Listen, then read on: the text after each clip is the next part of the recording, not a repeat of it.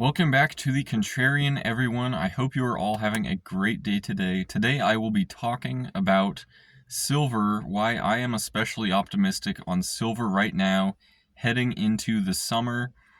Today is June 12th, and today silver closed just around $29 an ounce, and it's corrected the last month. We reached maybe 32.50 about a month ago, corrected a bit lower. We've just really been staying inside of this, higher level consolidation, one could say. And I do think we're very close to leaving to the upside again. The $29 an ounce area was, just important for the silver price to revisit and just to have some, price action here. There's just a lot of former sellers, former buyers. This was an important resistance level for silver for quite some time. For about 3.5 years, silver was stuck below $29 an ounce. And then just about a month ago, 6 weeks back, it broke above that for the first time in some, 13 years, I believe. So silver had really had a long time before it had, reached this price level, being above the $30 an ounce level. And I'm actually really optimistic going forward. I don't think that silver's, looking like it'll head lower by any means. And that, from what I can tell, that appears to be kind of the minority view right now, which I very much so find that to be a bullish signal once it seems like everyone, kind of returns to be bearish or skeptical. Once that happens, it's almost like, okay, the consolidation's probably over.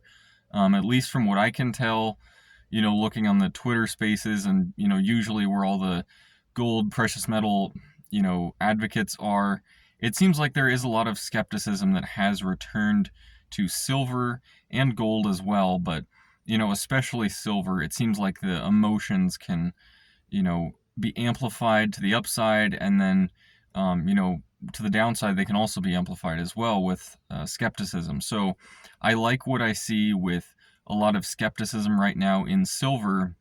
There's two main reasons I'm optimistic about it going forward into the end of June and then into the summer.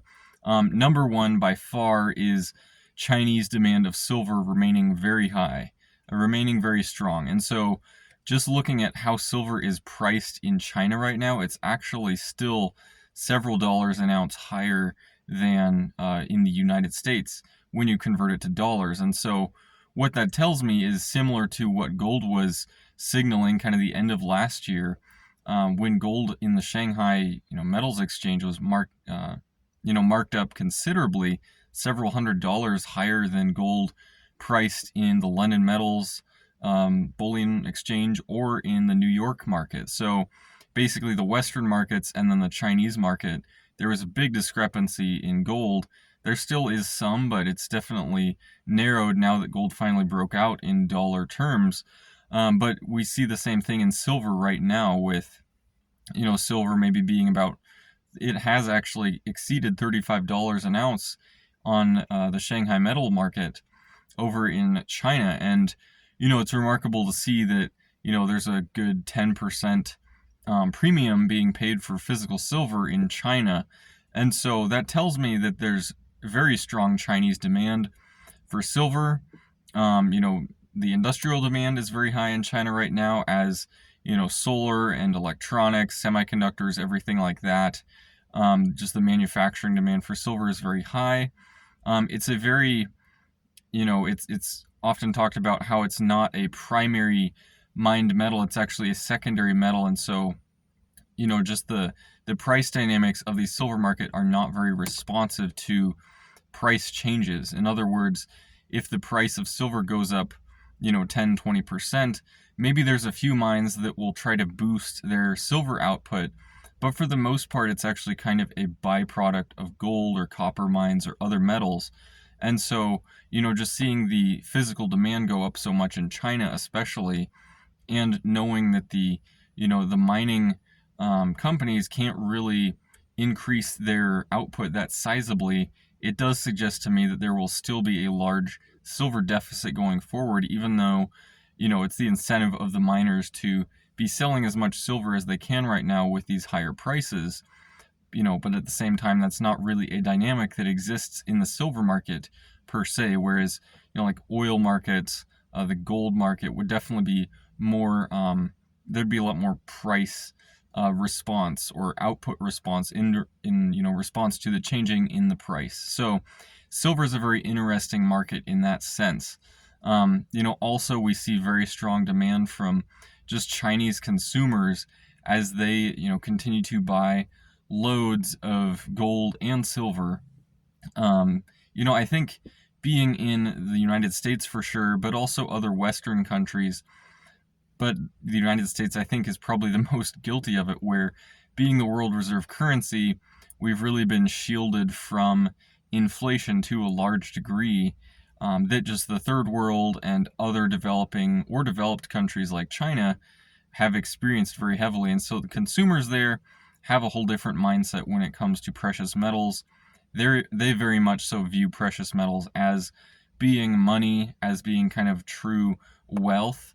Whereas I think in the United States and other, Western countries, we've had the luxury of kind of not having to worry about that same kind of just depreciation, rapid depreciation of the yuan or other fiat currencies in these countries, where they don't have the luxury of having this kind of outside demand for their treasuries like what the US Treasury has. And, of course, that'll eventually go away for the dollar. How long in the future that is really to be decided. But, all this being said, the Chinese demand for silver remains very solid. So that's by far my most, fundamental reason for being optimistic on silver right now. Also, technically looking at the chart, it just looks, it looks primed to go to the upside. We've had about a month now of consolidation. That was to be expected after running through the $30 an ounce barrier and going into the 32 range. We then corrected lower, and I think we've probably bottomed. I don't know, we could go a little bit lower still, but especially sentiment seems to indicate that we've probably spent enough time in this consolidation range, and I would expect pretty soon we'd exit to the upside as well. But technically speaking, we could definitely revisit and probably exceed the $32 an ounce area. There's a little bit of resistance levels kind of in the mid to high 30s area, but silver, once it gets beyond that, it's kind of like, the $50 area, the prior all-time highs, is definitely something I would expect silver to revisit actually this year. But, once it does leave the 30 area, goes into the 40s, it very much so would be a much more volatile market at that point. It's experienced a lot of volatility so far this year, but I think it will going forward as well. So, all that being said, I would like to know what all of you think about the silver market, especially right now.